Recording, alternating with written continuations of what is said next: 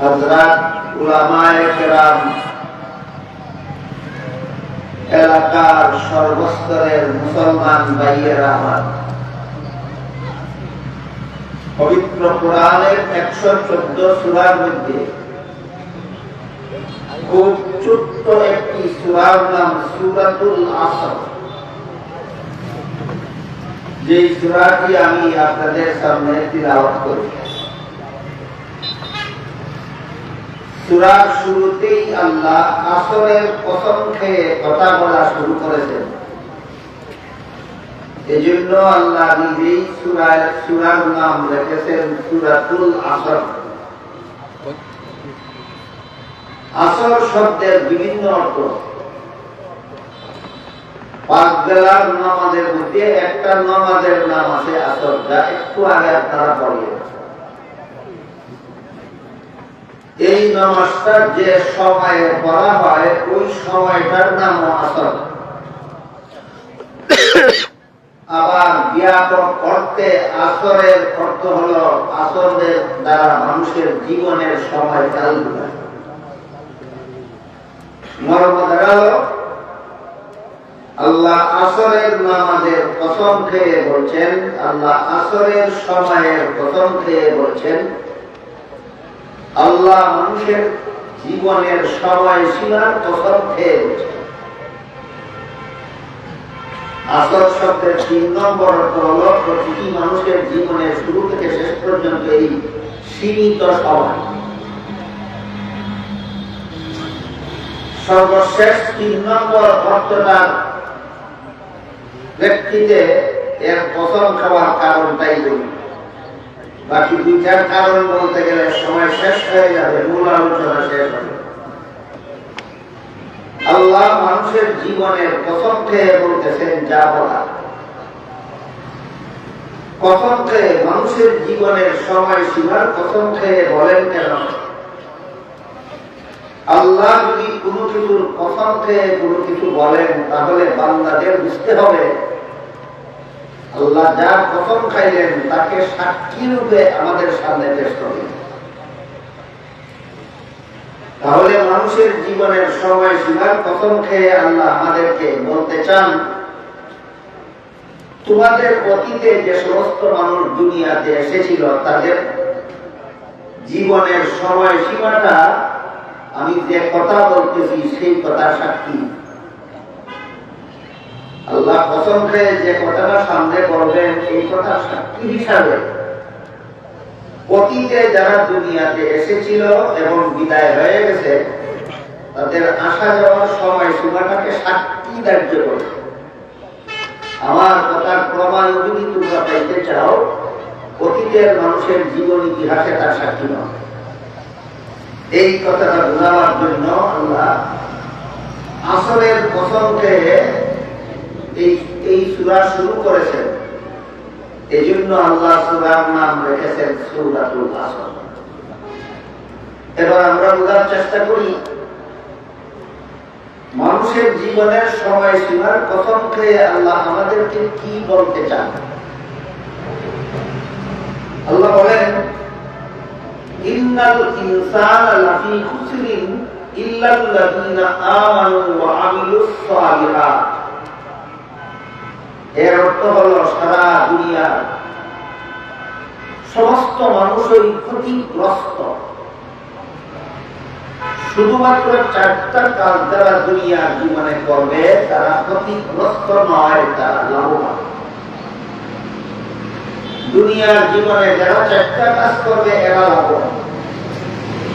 এই 4 কাজ করাওয়ালা মানুষের সংখ্যা খুব কম, আর এই 4 কাজ যারা করে না এদের সংখ্যাই বেশি। এই জন্য আল্লাহ বলেন সমস্ত মানুষ ক্ষতিগ্রস্ত, শুধু 4 কাজের অধিকারীরা ক্ষতিগ্রস্ত। 4 কাজ কি কি বোঝার আগে আমাদের বুঝে নেওয়ার দরকার এখানে আল্লাহ লাভ, জীবনের লাভ আর জীবনের ক্ষতি বলতে কিছু না। যে মানুষের জীবনে 4টা কাজ করবে তাদের জীবন হবে লাভবান। যে সমস্ত মানুষের জীবনে 4 কাজ করবে না তাদের জীবনটাই হবে ক্ষতিগ্রস্ত। এখানে আল্লাহ লাভ ক্ষতি বলতে কি বুঝায়? লাভ ক্ষতি তো ব্যবসায়ের বেলায়। কোন মানুষ অল্প মূল্যে জিনিস কিনে বেশি মূল্যে বিক্রি করে, অতিরিক্ত মূল্যটা তার লাভ। এইগুলো লাভে আমরা যা লাভ ছিল। কোন মানুষ যদি অল্প মূল্যে জিনিস কিনে আর বেশি মূল্যে বিক্রি করে, তাহলে অতিরিক্ত মূল্যটা তার কি হয়? লাভ। বুঝলাম বেশি মূল্যটা কি তার লাভ। আল্লাহ এখানে বললেন অধিকাংশ মানুষ ক্ষতিগ্রস্ত, শুধুমাত্র অল্প সংখ্যক কিছু মানুষ লাভবান। এখানে আল্লাহ ক্ষতি লাভ বলতে কি লাভ? এখানে আল্লাহ ক্ষতি আর লাভ বলতে বোঝালেন যেমন ভাবে দুনিয়ার ব্যবসায়ের মধ্যে বেচা কিনা আছে, বেশি মূল্যে বেচতে পারলে লাভ হয় আর কম মূল্যে বেচলে ক্ষতি হয়। তেমনিভাবে দুনিয়াতে আল্লাহ রাব্বুল আলামিন প্রতিটি মানুষকে একটা পুঁজি দিয়া পাঠান। এই পুঁজিটার নাম হইল তার জীবন। দুনিয়াতে আল্লাহ মানুষকে একটা বেচা কিনার জন্য পাঠান এবং বেচা কিনার পুঁজিটা আল্লাহ নিজেই দিয়া দেন। আমার দেওয়া পুঁজি নিয়ে তোমরা দুনিয়া নামের বাজারে যাও এবং একটা জিনিস কিনে আসো। আমার পুঁজিটা পুরাবার আগে আগে তুমি যে জিনিসটা কেনার জন্য তোমাদেরকে দুনিয়াতে পাঠালাম ওইটা যদি কিনে নিতে পারো, তাহলে পুঁজি যাবে সীমিত আর মুনাফা আসবে অসীমিত। এদেরকে আল্লাহ বলেছেন এদের জীবন লাভবান। আর যাদেরকে আমি আল্লাহর দেওয়া পুঁজিটা ফুরিয়ে গেল, কিন্তু যে জিনিসটা কেনার জন্য তাকে দুনিয়াতে পাঠালাম ওইটা কিনতে পারলো না, এই মানুষটাকে আল্লাহ বলেছেন তার জীবনটা ক্ষতিগ্রস্ত। এখানে আমাদের মনে রাখা দরকার আল্লাহ পুঁজি হিসাবে আমাদেরকে কি দিয়ে দুনিয়াতে পাঠালেন? আমার জীবনের সময়সীমা। আমাকে যদি 50 বছরের জন্য দুনিয়াতে আল্লাহ পাঠিয়ে থাকেন, এই 50 বছরটা আমার একটা পুঁজি। আমাকে যদি আল্লাহ 80 বছরের হায়াত দিয়ে পাঠিয়ে থাকেন, 80 বছরের সময়টা আমার একটা ব্যবসায়ের পুঁজি। আমাকে যদি আল্লাহ 100 বছরের হায়াত দিয়ে পাঠিয়ে থাকেন, আমার 100 বছরের জীবনটা হলো আমার একটা জিনিস খরিদের পুঁজি। আমাদেরকে আল্লাহ দুনিয়াতে যে একটা পুঁজি দিয়ে পাঠিয়েছেন, এটা চিনলাম। পুঁজিটা কি? আমাদের সীমিত জীবন। বলেন পুঁজিটা কি? সীমিত জীবন। এবার আমরা বোঝার চেষ্টা করি কোন জিনিসটা কেনার জন্য আল্লাহ এই পুঁজিটা দিয়ে আমাদেরকে দুনিয়াতে পাঠাবে। সেই মর্মে আল্লাহ রাব্বুল আলামিন অন্য আয়াতে বলেন ইন্নাল্লাহা আশতারা মিনাল মুমিনিনা আনফুসাহুম ওয়া আমওয়ালাহুম বিআন্না লাহুমুল জান্নাহ। মর্ম হলো তোমার সীমিত জীবন পুঁজি ফুরাবার আগে আগে তুমি আমার জান্নাত কিনে নিবে, এই ব্যবসার জন্য তোমাকে দুনিয়াতে পাঠাবে। মানুষকে আল্লাহ দুনিয়াতে পাঠিয়েছেন একটা ব্যবসায়ের জন্য। পুঁজি দিয়া দিয়েছেন সীমিত একটা জীবন। এটা ফুরাবার আগে আগে যদি আমি আল্লাহর জান্নাতের কাস্টমার হতে পারি, এটা ফুরাবার আগে আগে যদি আমি আল্লাহর জান্নাত কিনে নিতে পারি, তাহলে এই বেচা কিনায় হব আমি লাভবান। এখানে দুনিয়ার বেচা কিনার লাভের মতো লাভ নয়। এখানে লাভ ক্ষতির হিসাব হলো আল্লাহর দেওয়া পুঁজিটা তুমি চাইলেও ফুরাইয়া যাবে, না চাইলেও ফুরিয়ে যাবে। যাকে 50 বছরের জীবন দিয়া পাঠাইলেন, 50 বছর পূর্ণ হলে তার পুঁজি শেষ। যাকে 100 বছরের জীবন দিয়া পাঠাইলেন, 100 বছর পুরাইলে তার পুঁজি শেষ। কাজে আল্লাহর দেওয়া পুঁজিটা আমি চাইলেও ফুরাইবে, না চাইলেও ফুরাইবে। কিন্তু এটা ফুরাবার আগে আগে আল্লাহ যে জান্নাত কেনার জন্য আমাকে দুনিয়াতে পাঠিয়েছেন, আমি যদি সেই জান্নাতটা কিনে নিতে পারি, পুঁজিটা যে শেষ হইল, জীবনটা যে শেষ হইল, এটা কি অসীম জীবন ছিল না সীমিত জীবন? সীমিত। আর যে জান্নাতটা আমি কিনে নিলাম সেই জান্নাতের জীবনটা কিভাবে সীমিত না অসীম। কাজেই যার সীমিত জীবন ফুরিয়ে গেল এর বিনিময়ে অসীম জীবনের জান্নাতের খরিদ্দার হতে পারলো, আল্লাহ বলেন এরাই লাভবান। বিষয়টা আপনাদেরকে বুঝাইতে পারলাম। সীমিত একটা জীবনের পুঁজি দিয়া আল্লাহ আমাদের প্রত্যেককে দুনিয়াতে পুরাবার আগে আগে আমার জান্নাতের খরিদ্দার হতে হবে। যে পুঁজিটা দিয়া পাঠাইছেন এটা সীমিত, আর যে জান্নাতের খরিদ্দার হব আমি সেই জান্নাতি জীবনটা হবে আমার অসীম। সুতরাং যার সীমিত জীবন ফুরাইল, পুঁজি ফুরাইল, কিন্তু যে জান্নাতি জীবন লাভ করলো সেটা কোনদিন ফুরাবে না, সেটা হবে চিরস্থায়ী। এই ধরনের জীবন পুঁজির বিনিময়ে জান্নাতের খরিদ্দার যারা হতে পারে, আল্লাহ বলেন এরা জান্নাত কিনার বেচা কিনায় লাভবান। জান্নাত কিনার বেচা কিনায় লাভবান। আর যাদের জীবন পুঁজিটাও ফুরাইয়া গেল, জান্নাতের খরিদ্দারও হইতে পারে।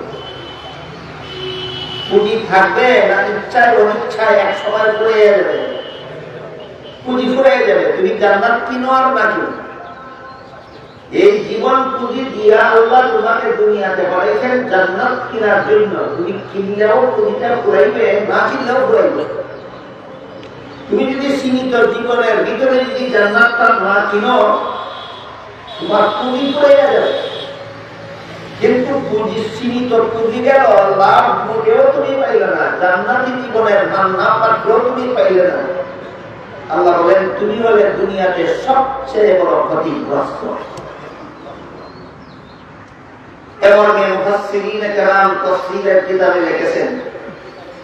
কতজন মানুষের কাছে আল্লাহ জান্নাতের কতটা বাড়ি বিক্রি করার জন্য তৈরি করে রেখেছেন। জবাব হলো আল্লাহ যতটা মানুষ সৃষ্টি করেছেন ততটা বাড়ি আল্লাহ জান্নাতে রেডি করে রেখেছেন।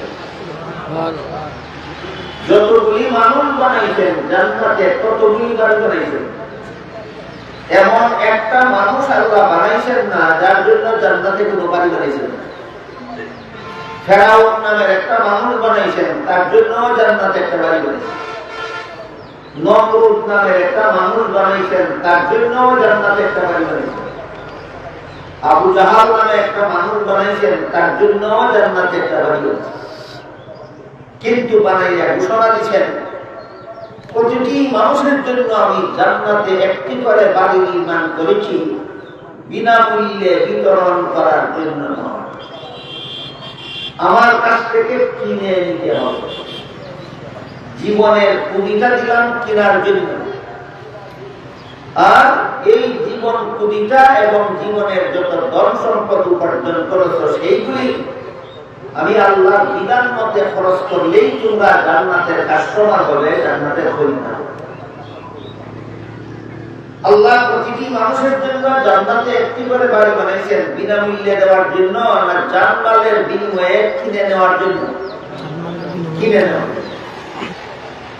কিন্তু সব মানুষই কি জীবন পুঁজি ফুরাবার আগে জান্নাতের বাড়ি কিনে নেয়, না অনেকেই জান্নাতের বাড়ি না কিনেও দুনিয়ার থেকে বিদায় হয়? আপনারা কি জানেন? ফেরাউন কি জান্নাতের বাড়ি কিনে নিয়ে বিদায় হলো না না কিনে?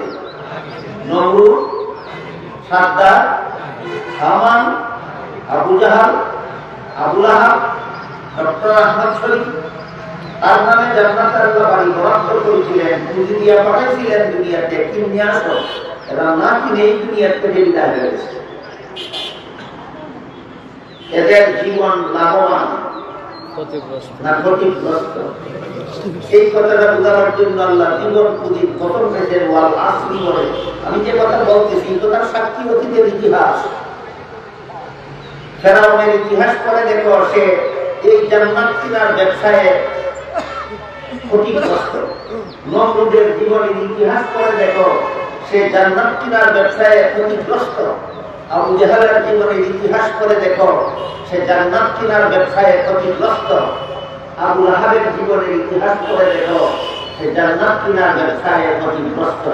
এবার বুঝতে পারলেন জীবনের কসম খাইলেন কেন? যারা ক্ষতিগ্রস্ত হয়েছে এদের জীবনটাকে আমাদের সামনে সাক্ষী হিসাবে তোলার জন্য। অতীতে যারা দুনিয়া থেকে বিদায় হয়ে গেছে সকলের জীবনকে সাক্ষী রেখে বলতেছি, এদের মতো ক্ষতিগ্রস্ত জীবন যাপন করো না, জীবন পুরাবার আগে আগে জান্নাতের কাস্টমার হইয়া দুনিয়া থেকে বিদায়।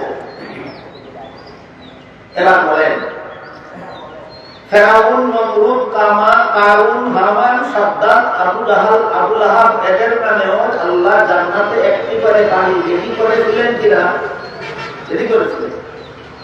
এরা কি কিনে গেল দুনিয়ার থেকে? না কিনে গেল, না কিনে।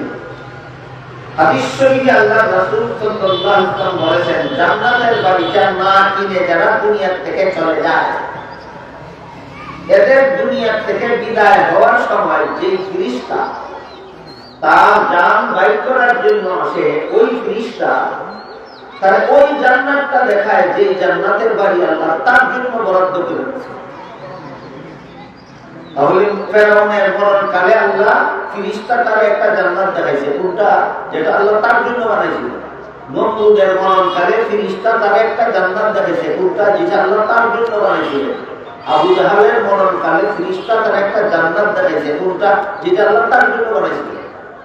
দেখাইয়া বলে, জান্নাতের এই বাড়িটা আল্লাহ তোমার জন্য বানাইছিল, আর এই বাড়িটা কিনে নেওয়ার জন্য তোমাকে দুনিয়ার বাজারে পাঠাইছিলেন জীবন পুঁজিটা দিয়া। বাজারের রং তামাশায় তোমার পুঁজি বিলীন করে দিয়েছ, পুঁজি শেষ, কিন্তু এই জান্নাতের বাড়িটা তুমি কিনতে পারছো না। এই জন্য আজকের থেকে এই জান্নাতের বাড়ি তোমার নামে আর বরাদ্দ রইল না, এই বাড়িটা তোমার নাম থেকে খারিজ করে দেওয়া। রাসূলের এই কথাটা বুঝে থাকতে বলেন, ফেরাউনের নামে বরাদ্দ করা বাড়িটা আদৌ তার নামে বরাদ্দ আছে না ক্যান্সেল হয়ে গেছে? নমরুদের নামের বাড়ি বরাদ্দ করা বাড়ি ক্যান্সেল হয়ে গেছে। আবু জাহালের নামে বরাদ্দ করা জান্নাতের বাড়ি ক্যান্সেল হয়ে গেছে। আবু লাহাবের নামে জান্নাতের বরাদ্দ করা বাড়ি ক্যান্সেল হয়ে গেছে। ওই বাড়িগুলি, এগুলিতে তো ফেরাউনের বাড়িতে তো আর ফেরাউন কোনদিন যেতে পারবে না। নমরুদের নামে বরাদ্দ করা যে বাড়ি ছিল সেখানে তো সে আর কোনদিন যেতে পারবে না। আবু জাহালের নামে যে বাড়ি বরাদ্দ ছিল সেখানে তো সে আর কোনদিন যেতে পারবে না। তাহলে তাদের যে বাড়িগুলি অক্ষর হইল জান্নাতে, সেই বাড়িগুলি শেষ পর্যন্ত কি হবে? এই প্রশ্নের জবাব দিয়ে আল্লাহ কোরআনে বলেন, উলাইকা হুমুল ওয়ারিসুন, হে মুমিন মুসলমানেরা, তোমরা যদি তোমাদের নামে জান্নাতের বরাদ্দ করা বাড়িটা কিনে নাও মরণের আগে আগে, তাহলে যারা মরণের আগে আগে তাদের নামে বরাদ্দ করা জান্নাতের বাড়ি কিনল না, তাদের বাড়িটাও আমি তোমাদেরকে দিয়ে দিব বোনাস। ফেরাউনের জান্নাতের বাড়ি আপনারা বোনাস পাবেন, নমরুদের জান্নাতের বাড়ি আপনারা বোনাস পাবেন। নিজেরটা কিনলে না না কিনলে? দোকানে কোন জিনিস কিনলে নিয়ে একটা ফাউ দেয়, না না কিনলে? ও আপনাদের বাড়িতে যদি কিনে নেন, যারা কিনল না তাদের বাড়ি আল্লাহ ঘোষণা দিয়েছেন আপনাদেরকে বোনাস দিয়ে। বোনাসটা পরে নেওয়ার চিন্তা করি, আগে নিজের বাড়িটা কেনার চিন্তা তো করা দরকার। কারণ আমার নামে জান্নাতে যে বাড়ি বরাদ্দ আছে, আমি কিনলে আমি ওদের বাড়ি বোনাস পাবো। তাই আমার জান্নাতের বাড়িটা আমি কিভাবে কিনে নিতে পারি এর বিবরণ দিয়া আল্লাহ রাব্বুল আলামিন বলেন, ইন্নাল ইনসানা লাফি খুসরিন ইল্লাল্লাযীনা আমানু ওয়া আমিলুস সালিহাতি ওয়া তাওয়াসাউ বিল হাক্কি ওয়া তাওয়াসাউ বিস সবর। সারা দুনিয়ার সমস্ত মানুষ ক্ষতিগ্রস্ত, যারা জীবন শেষ হয়ে গেল, জান্নাত কিনে মরতে পারলো না, এরা সবাই ক্ষতিগ্রস্ত। যাদের দুনিয়ার জীবন শেষ হয়ে গেল, মরণের আগে জান্নাতের কাস্টমার হতে পারলো না, এরা সবাই ক্ষতিগ্রস্ত। তোমরা এখনো যারা মরো নাই দুনিয়াতে, এখনো যারা জীবিত আছো, তোমরা কিভাবে তাদের মতো ক্ষতিগ্রস্ত না হইয়া লাভবান হয়ে মরতে পারো তার ব্যবস্থা বলে দিয়ে আল্লাহ বলে, ইল্লাল্লাযীনা আমানু ওয়া আমিলুস সালিহাত। তোমরা যদি আল্লাহর প্রতি ঈমান আনো এবং নেক আমল করো, আর একে অপরকে হক পথে থাকার জন্য উপদেশ দাও এবং হক পথে থাকতে যে কষ্ট হয় সেই কষ্টটা যদি তোমরা সহ্য করো, এই চার ঈমান আনবে, নেক আমল করবে, হক পথে চলবে, অপরকে হক পথে চলার দাওয়াত দিবে। কটা হইল? চারটা। এক নম্বর ঈমান আনবে, দুই নম্বর নেক আমল করবে মরণের আগে না মরণের পরে? মরণের আগে আগে ঈমান আনবে, নেক আমল করবে, সঠিক পথে চলবে, অন্যদেরকেও সঠিক পথে চলার দাওয়াত দিবে। ঈমান, আমল, হক পথে চলা, অন্যদেরকে হক পথে চলার দাওয়াত দেওয়া, এই চার কাজ যারা মরণের আগে আগে করবে, এদের মরণকালে যে ফেরেশতা এদের জান বের করতে আসবেন, তারা এদেরকে আগে আল্লাহ রাসূল বলেন জাহান্নাম দেখাবে। জাহান্নাম দেখাইয়া ফেরেশতা বলবেন, তুমি যেহেতু তোমার পুঁজি পুরাবার আগে আগে যে জিনিস কেনার জন্য আল্লাহ তোমাকে দুনিয়াতে পাঠিয়েছিলেন সেই জিনিস তুমি কিনে নিয়েছো। কত কাজের দ্বারা আমি জান্নাত কিনে নিলাম? চার কাজে: ঈমান, আমল, হক পথে চলা, হকের দাওয়াত দেওয়া। ঈমান, আমল, হক পথে চলা, হকের দাওয়াত দেওয়া, চার কাজের দ্বারা তুমি যেহেতু জান্নাত কিনে নিয়েছো, তাই এই যে জাহান্নাম আল্লাহ বানাইছিলেন, এই জাহান্নাম দিয়ে তোমাকে জ্বালাইবেন না, এই জাহান্নাম থেকে তোমাকে মুক্তি দেওয়া হলো।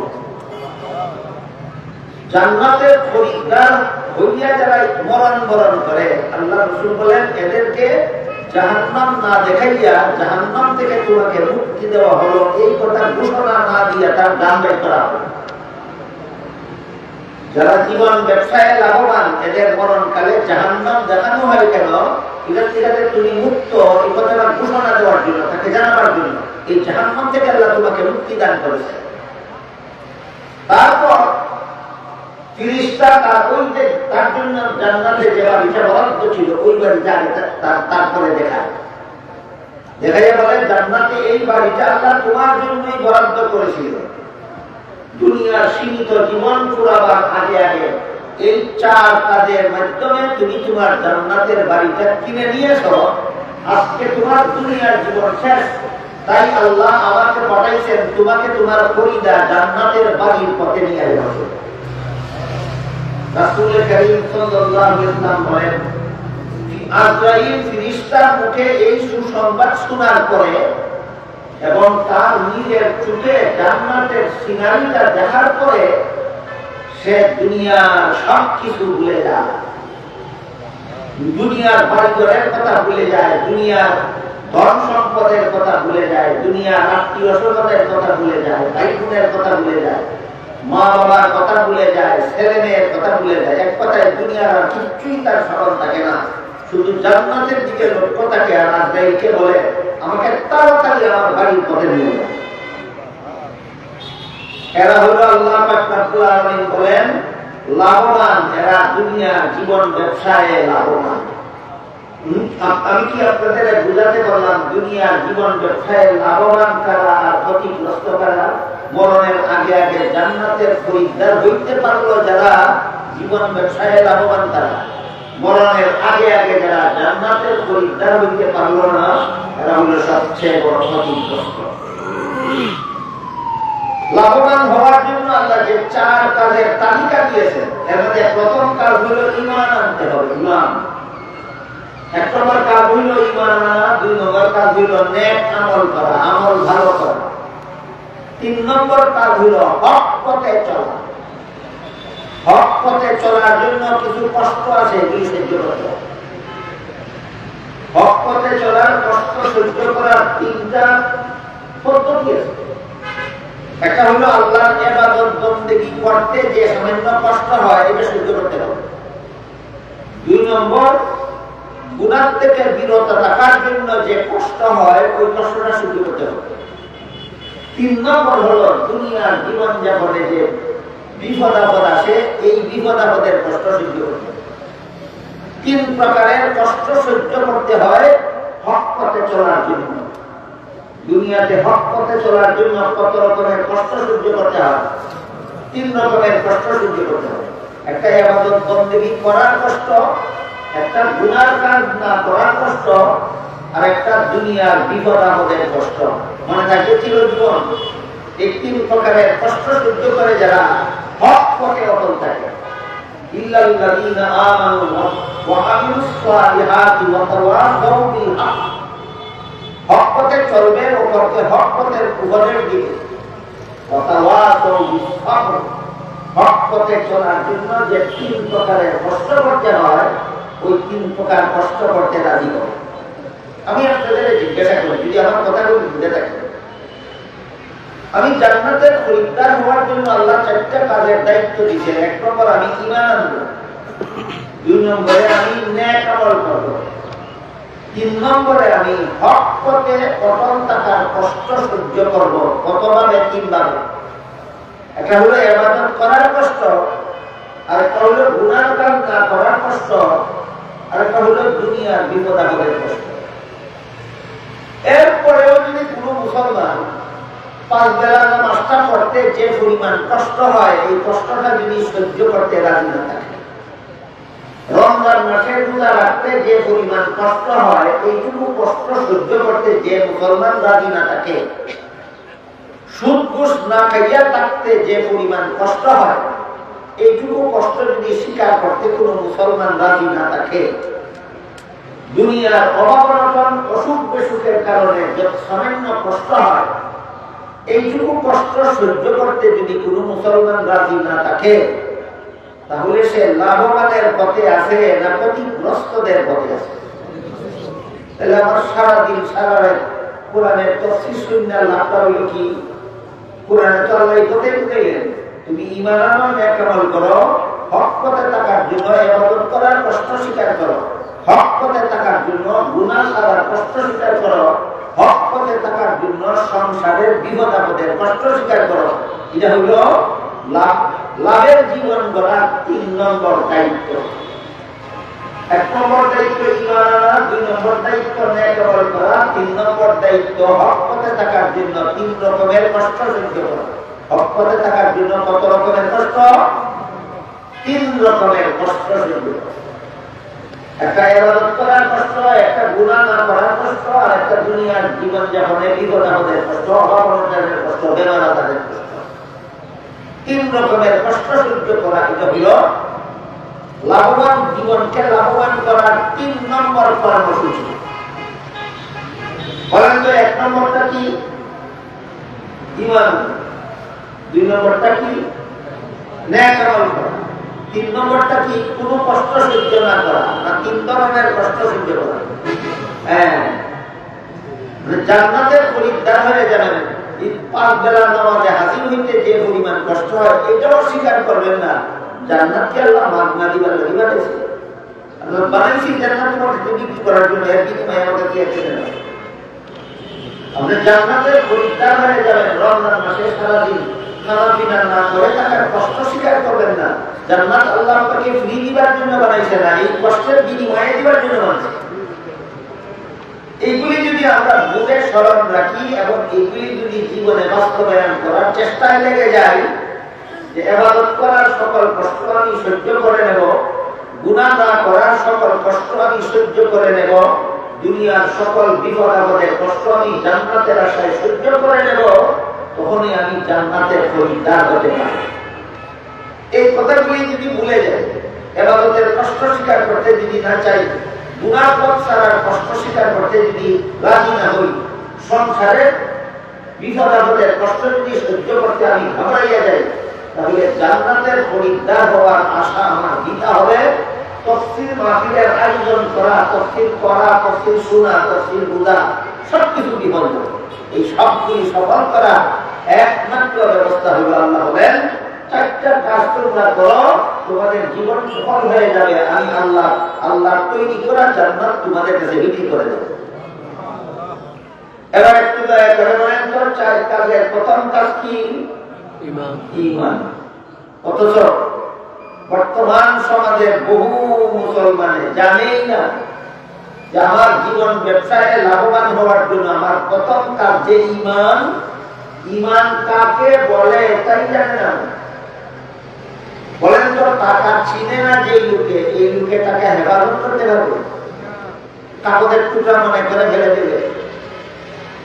স্বর্ণ চিনে না যে লোকে, এই লোকে স্বর্ণকে ফিতল মনে করে ফেলে দিবে। ইমান কারে কয় যে চিনে না, সে আবার ইমানদার থাকবে কিভাবে? কোনো মতে ইমানদার থাকতে পারবে। আমি যদি জাহান্নামী না হয়ে পরকালের জীবনে জান্নাতি হতে চাই, আমি যদি জীবন ব্যবসায় ক্ষতিগ্রস্ত না হয়ে লাভবান হতে চাই, তাহলে যে কাজ, যে 4 কাজ আমার করতে হবে, এর মধ্যে প্রথম কাজ হলো আমার ইমান আমাকে হেফাজত করতে হবে। আমার ইমান আমার হেফাজত করতে হবে। আমি যদি জানি না ইমান কারে হেফাজত করবো কি? এই জন্য সমস্ত মুসলমানদের পরিষ্কার ভাবে জানা থাকা দরকার ইমান কোন জিনিসের নাম। এই প্রশ্নের বিভিন্ন জবাব, কোন জবাব আছে অনেক লম্বা, আপনাদের বুঝতে বুঝতে আর আমার বুঝাইতে বুঝাইতে 2-3 ঘন্টা লাগে। কোন জবাব আছে মাঝারি ধরনের, বুঝতে বুঝাইতে কমপক্ষে 1 ঘন্টা লাগে। কোন জবাব আছে একেবারে শর্টকাট, 1 মিনিটে বুঝাই দেবে, বা বলে কোনটা বুঝতে চায়। ইমান কারে এই প্রশ্নের লম্বা জবাব আছে, মাঝারি জবাব আছে, শর্টকাট জবাব আছে। লম্বাটা বুঝতে 3 ঘন্টা লাগবে, মাঝারিটা বুঝতে 1 ঘন্টা লাগবে, শর্টকাট জবাব 1 মিনিটে বুঝবেন। কোনটা জান? শর্টকাট। এই শর্টকাটটা পবিত্র কোরআনের শুরু থেকে শেষ পর্যন্ত আল্লাহ যত কথা বলেছেন সঠিক বলেছেন, বিশ্বাস করার নাম না। ঠিক। পবিত্র কোরআনের শুরু থেকে শেষ পর্যন্ত আল্লাহ যত কথা বলেছেন, কিছু কথা বেঠিক বলেছেন না, সব কথা সঠিক বলেছেন। সব কথা সঠিক, বিশ্বাস করার নাম ঈমান। কতটা লাগবে বুঝতে? 1 মিনিট লাগবে। এই যে সবার জন্য বোঝা সব, সর্বস্তরের মুসলমানের জন্য ঈমানের এই শর্ট ডেফিনেশন, ঈমানের এই সংক্ষিপ্ত পরিচয় সব মুসলমানের জন্য বোঝা সব। পবিত্র কোরআনের শুরু থেকে শেষ পর্যন্ত আল্লাহ যত কথা বলেছেন সবগুলি সঠিক বলেছেন, বিশ্বাস করার নাম ঈমান। কোন আল্লাহর কোন কোরআনের কোন কথার ব্যাপারে যদি কারো কোনো আপত্তি থাকে, এই কথাটা সঠিক হয়নি, ওই কথাটা বেঠিক হয়েছে, এই কথাটা ঠিক না বেঠিক সন্দেহ আছে, এই বিষয়ে ব্যাপারে ধরছে কাঠে উই ফুকায় ধরলে যেমন কাঠের অস্তিত্ব থাকে না, কোরআনের কোন কথায় সন্দেহের রুগে যাদের অন্তরে ধরে, এদের অন্তরে ঈমানের অস্তিত্ব থাকে না। এর একটা উদাহরণ শুনি, তারপরে বলবো আমরা সত্যিই কি কোরআনের সব কথাকে সঠিক মনে করি। একটা উদাহরণ আগে শুনি, তারপরে বলবো আমরা কি কোরআনের সব কথাকে সঠিক মনে করি। যদি দেখা যায় আমরা কোরআনের সব কথাকে সঠিক মনে করি, তাহলে আল্লাহর কসম আমার ঈমান আছে, কোনো সন্দেহ। আর যদি দেখা যায় কোরআনের কোন কথায় আমার সন্দেহ আছে, তাহলে ঈমান যে নাই তাতে সন্দেহ নেই। ঈমানের কোন কথায় সন্দেহ থাকলে ঈমান আছে সন্দেহ নাই, না ঈমান যে নাই সন্দেহ নাই, ঈমান নাই সন্দেহ। একটা উদাহরণ বলি শুনেন। আল্লাহ পাক রব্বুল আলামিন পবিত্র কোরআনের সূরা আনকাবের 33 নম্বর আয়াতের শুরুতেই মুসলমান মহিলাদের সম্বোধন করে বলেন, ওয়াকারনা ফি বুয়ুতিকুন্না, হে মুসলমান মহিলারা তোমরা বসবাসের ঘরে থাকো। কি বলছে? মুসলমান মহিলাদেরকে কোথায় থাকতে বলে? বসবাসের ঘরে। এখন যদি আপনার মনে সন্দেহ দেখা দেয়, পুরুষরা পথে ঘাটে হাটে মাঠে শহরে বন্দরে যেখানে সেখানে ঘোরাফেরা করবে, মহিলারা বসবাসের ঘরে বসে থাকবে কোন যুক্তিতে? মেনে নিলেন না সন্দেহ করলেন? ইমানদার না বেঈমান? এমন বেঈমান কখন আছে আপনার অভাব নাই। আবার চিন্তা করে দেখো, তুমি জান্নাতের খরিদ্দার না জাহান্নামের কাস্টমার? জাহান্নামের কাস্টমার। আরে আরে আরে, কি ওয়াজ করবো, কারে ওয়াজ করবো, কি বুঝাবো, কাকে বুঝাবো? জানার বুঝার অভাব নাই বর্তমান সমাজে, শুধু মানার অভাব। ঠিক, জানার অভাব নাই, শুধু মানার অভাব। বলেন জানার অভাব না মানার অভাব? শুধু মানার অভাব। আছে, যাদের এই প্রশ্ন, পুরুষরা পথে ঘাটে হাটে মাঠে শহরে বন্দরে যেখানে সেখানে ঘোরাফেরা করতে পারে, মহিলারা বসবাসের ঘরে বসে থাকবে কোন যুক্তিতে? আছে কি এমন প্রশ্ন? এরা আল্লাহ কুরআনের কথা মেনে নিল না আপত্তি জানাইল? আল্লাহর কথায় আপত্তি জানানো ঈমান না কুফর? কুফরই মতবাদ। বাকি হইল আল্লাহ কোন যুক্তিতে বললেন, যুক্তিটা কি আমরা বুঝতে পারি? এটা আলাদা। আল্লাহ কোরআনে মুসলমান জাতির জন্য যত বিধান দিয়েছেন, একটা বিধান অযৌক্তিক দেননি। আল্লাহর সবগুলি বিধান চূড়ান্ত যুক্তিসম্মত। ইসলামের যাবতীয় বিধিবিধান সাধারণ যুক্তিসম্মত, সবগুলি বিধান চূড়ান্ত যুক্তিসম্মত। কিন্তু সমস্যা হলো আল্লাহর বিধানের যুক্তি বুঝার যোগ্যতা সকল পণ্ডিতের মাথায় থাকে না। এর মাথার কোরআনের যুক্তি বুঝার যোগ্যতা নাই, কোরআনের কথার যুক্তি নাই। কোরআনের কথার যুক্তি নাই না তোর যুক্তি বুঝার যোগ্যতা নাই, যুক্তি বুঝার যোগ্যতা নাই। এটা আল্লাহর সূরা আহজাবের 33 নম্বর আয়াতের শুরুতেই মুসলমান মহিলাদেরকে বসবাসের ঘরে থাকার বিধান দিলেন, এর কোনো যুক্তি নাই। এটা বললাম না, বললেন যুক্তি নাই না চূড়ান্ত যুক্তি আছে? চূড়ান্ত যুক্তি আছে। দেখি আমরা একটু যুক্তি দেখে বুঝতে পারি। আল্লাহ পাক রব্বুল আলামিন সৃষ্টিগতভাবে মহিলাদের জীবনে 5টা আলাদা দায়িত্ব দিয়েছেন, যার একটা দায়িত্ব দুনিয়ার পুরুষে পালন করার যোগ্যতা রাখে না। মহিলাদেরকে আল্লাহ 5টা দায়িত্ব দিয়েছেন সংসার জীবনে, এর একটাও কোন পুরুষে পালন করতে হবে। বুঝে থাকলে বলেন মহিলাদেরকে কতগুলি আলাদা দায়িত্ব দিয়েছেন? 5টা। এর মধ্যে 1 নম্বর, প্রতি মাসে মাসে মাসিক ঋতুস্রাবের ঝামেলা সহ্য করার দায়িত্ব। কারে কারে দিয়েছেন? শুধু মহিলা। 2 নম্বর, প্রতিটি সন্তান গর্ভে ধারণ করার দায়িত্ব। কারে কারে দিয়েছেন? শুধু মহিলা। 3 নম্বর, প্রতিটি সন্তান প্রসবের কষ্ট সহ্য করার দায়িত্ব। কারে কারে দিয়েছেন? শুধু মহিলা। 4 নম্বর, প্রতিটি সন্তানকে স্তনের দুধ পান করাবার দায়িত্ব। কারে কারে দিয়েছেন? শুধু মহিলা। 5 নম্বর, সন্তান যতদিন পর্যন্ত নিজে নিজে চলাফেরা করতে না পারে ততদিন পর্যন্ত সন্তানের খাওয়ানি, পরানি, ঘুম পাড়ানি, পেশাব পায়খানা করানি, এক কথায় লালন পালনের দায়িত্ব মহিলাদের দিয়েছে।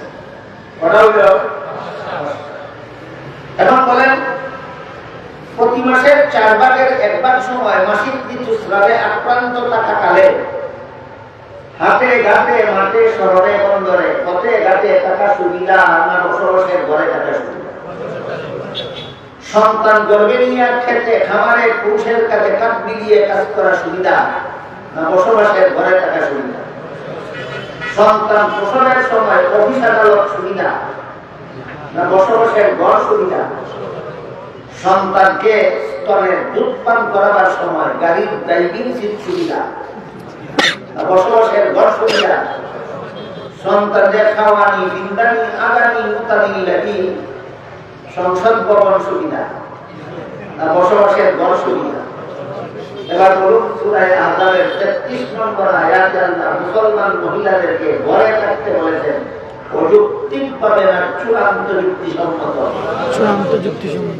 এরপরে যদি কোন যুক্তিতে আল্লাহর কোরআনকে সঠিক মানে না বেঠিক মানে করে, বেঈমান, কোনো সন্দেহ না।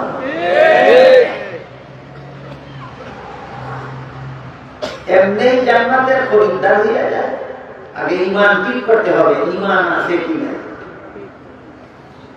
বাংলাদেশে এরকম লক্ষ লক্ষ দাবিদার মুসলমান আছে যারা কোরআনের অনেকগুলি আয়াতের বিরুদ্ধে আপত্তি আছে, তাদের অথচ নিজেদেরকে ঈমানদার মনে করে। বাবা, এরা খেয়ালি গুলাও খায়, নিজেদেরকে ঈমানদার মনে করে, মানে খেয়ালি গুলাও খায়।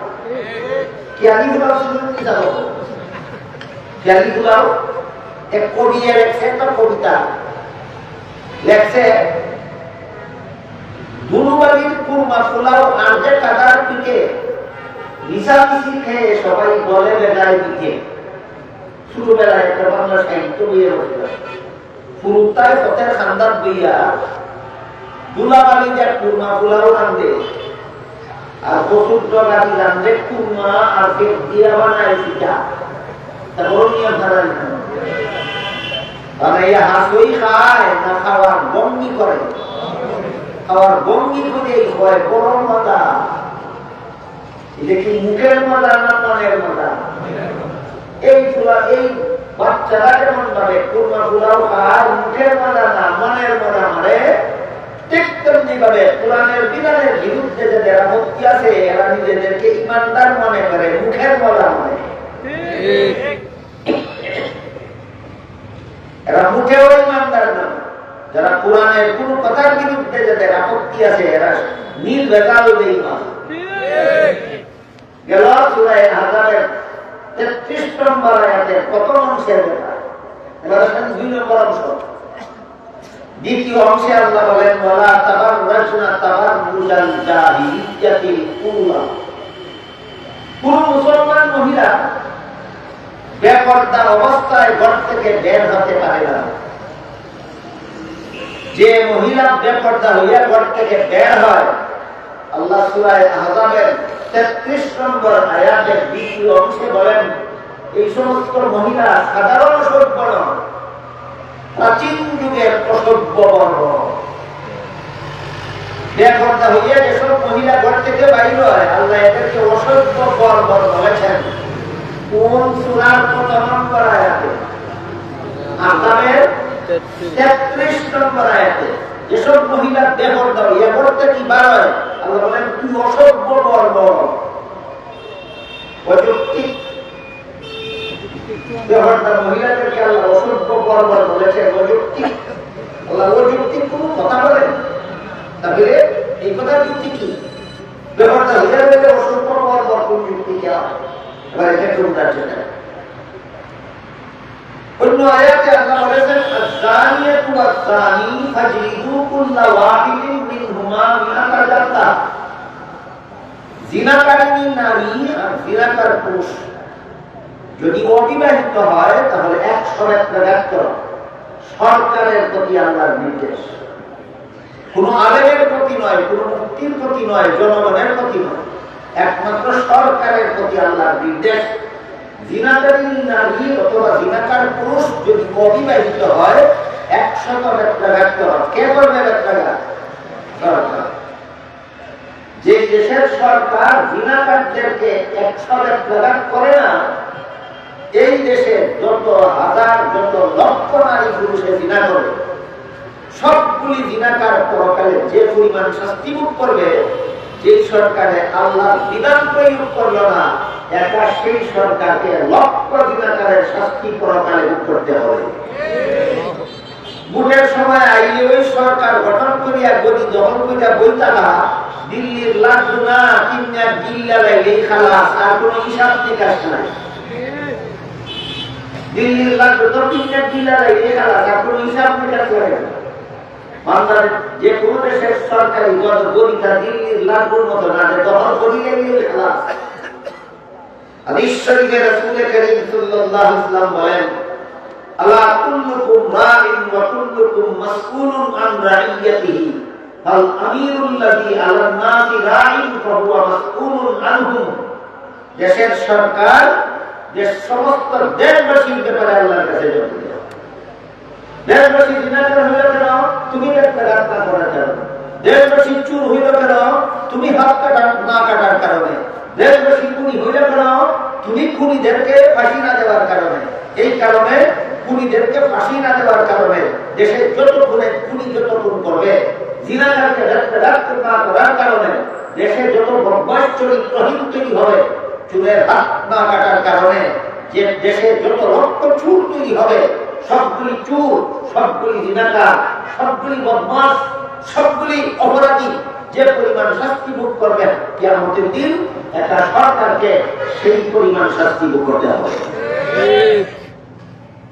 নির্বাচনে একটা আইলো আর ভোটও দাঁড়াইলাম, আমরা ফেরিয়া ভোট দিলা আর আমি গদি খাইলাম, খালাস না পরে হিসাব নিকাশ আছে। হিসাব নিকাশ বুঝা থাকে। এবার বলেন জিনাকারকে বেত্রাঘাত করো, এটা আল্লাহর বিধান কিনা? আল্লাহর বিধান। কিন্তু বিধানটা বলতে গিয়ে আল্লাহ বলেন আয-যানিয়াতু ওয়াজ-যানি, জিনাকারী নারীকেও 100 বেত্রাঘাত করো, জিনাকার পুরুষকেও 100 বেত্রাঘাত করো। আয়াতের ব্যাখ্যায় লেখা আছে তাফসীরের কিতাবে, পুরুষও জিনাকার, নারীও জিনাকার, কিন্তু বেত্রাঘাতের বেলা আল্লাহ নারীর নাম আগে বললেন কেন? আয-যানিয়াতু আগে বলছেন, এটার নাম জিনাকার নারী, ওয়াজ-যানি এটার নাম জিনাকার, কিন্তু এর হলো জিনাকার পুরুষ। বুঝা যাচ্ছে হলো জিনাকার পুরুষের কথা আল্লাহ আগে বলেছেন না জিনাকার নারীর কথা আগে বলেছেন? কারণ হল নারী যতক্ষণ পর্যন্ত ঘর থেকে বেপরদা হয়ে বের হয় না, ততক্ষণ পর্যন্ত কোন পুরুষ জিনার সুযোগই পায় না। জিনার বিচারের 1 নম্বর আসামি সব নারী না, বেপরদা নারী। জিনার বিচারের 1 নম্বর আসামি আগে ইদারে লাগাও, 2 নম্বর আসামি পুরুষ করে ইদারে। তাইলে মহিলাদেরকে আল্লাহ বসবাসের ঘরে থাকতে বলার সাথে সাথে বলেছেন কোন দরকারে যদি ঘর থেকে বাইরেও বেপরদা হইয়া বাইরে তুমি অসভ্য বর্বর। কেন বললেন? তোমার কারণে এই সমাজে যত ইত্তিদিনার ঘৃণার বিচার দর্শন হয়। বেপরদা নারী, যে সমস্ত নারীরা ঘর থেকে বেপরদা হয়ে বের হয়, এদের কারণেই সমাজে ইত্তিদি হয়, এদের কারণেই সমাজে ঘৃণার বিচার হয়, এদের কারণেই সমাজে নারী দর্শন হয়। সুতরাং বেপরদা হয়ে যে সমস্ত মহিলা ঘর থেকে বের হয়, সূরা আহজাবের 33 নম্বর আয়াতের 2য় অংশে আল্লাহ এদেরকে অসভ্য বর্বর বলেছেন। চূড়ান্ত যুক্তি সম্মত। পণ্ডিতের করে পণ্ডিত খালি যুক্তি চুকায়, কোন যুক্তি দিয়ে, কোন যুক্তি দিয়ে, কোন যুক্তি দিয়ে? আল্লাহ বিধানের বিরুদ্ধে যারা যুক্তি চুকায়, এরা এই সমস্ত যুক্তি চুকানেওয়ালার গুরুটা কহিল ইবলিস। আল্লাহ বিধানের বিরুদ্ধে যারা যুক্তি চুকায়, এই সমস্ত যুক্তি চুকাওয়ালার গুরুটা কোরের নাম ইবলিস। ইবলিসকে যখন আল্লাহ বলেছিলেন আদমকে সেজদা দিয়ে সম্মান করো, ইবলিস বলছিল কোন যুক্তিতে? কোন যুক্তিতে? একটা কথার কারণে আল্লাহ রব্বুল আলামিন ইবলিসকে একটা পুরস্কার দিয়েছেন। পুরস্কার দিয়ে কোন মনোযোগে শুনুন, তারপরে ফয়সালা করবেন আপনারা ইবলিস পুরস্কার না তিরস্কার। ইবলিস আল্লাহর হুকুমের বিরুদ্ধে যুক্তি তোলার কারণে আল্লাহ তাদেরকে একটা পুরস্কার দিয়েছেন। 1 নম্বর পুরস্কার, এই ঘোষণার আগে ইবলিস 80,000 বছর আল্লাহর ইবাদত করেছিল। কতদিন? এই যুক্তি দেওয়ার কারণে 80,000 বছরের ইবাদত ক্যান্সেল, একটা পুরস্কার। 2 নম্বর, 80,000 বছর ইবাদত করার পরে আল্লাহ ইবলিসকে সারা দুনিয়ার রাজত্ব দান করেছিলেন। সাথে সাথে রাজত্ব ছিনে 2 নম্বর পুরস্কার। কোন দেশের রাজা ছিল ইবলিস? সারা দুনিয়া। একটা যুক্তির কারণে সারা দুনিয়ার সমস্ত রাজত্ব ছিনে নেওয়া হলো। আমাদের দেশের জনগণ আরো পর্যন্ত বুঝে না যে গদি পাওয়ার পিছনেই তাকে গদি ছিনাইয়া নেওয়ার লাঞ্ছনা।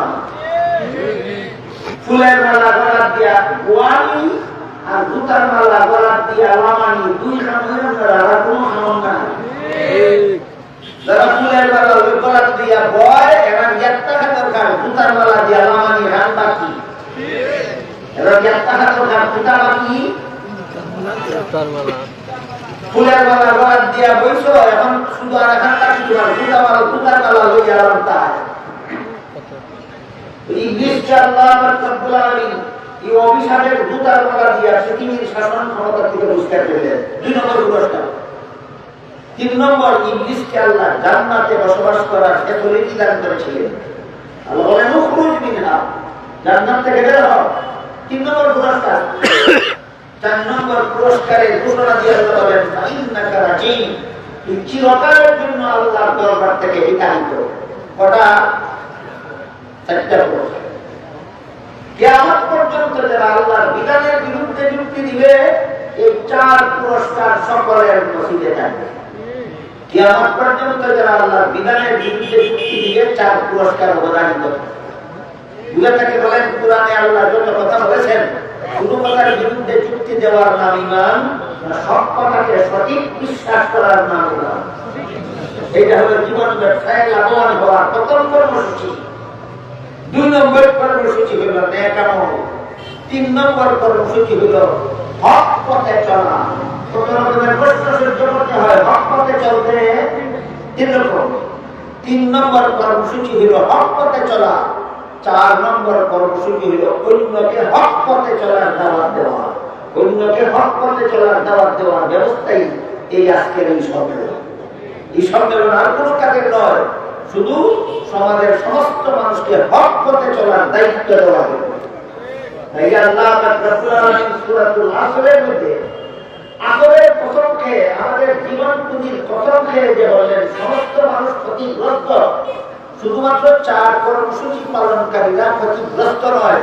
4 কাজের প্রথম কাজ আমার ঈমান হেফাজত করব, 2 নম্বর কাজ আমি নেক আমল করব, 3 নম্বর কাজ আমি হক পথে জীবন যাপন করব, 4 নম্বর কাজ অপরকে হক পথে চলার দাওয়াত দিব। আল্লাহ বলেন তুমি ক্ষতিগ্রস্ত না, তুমি লাভবান।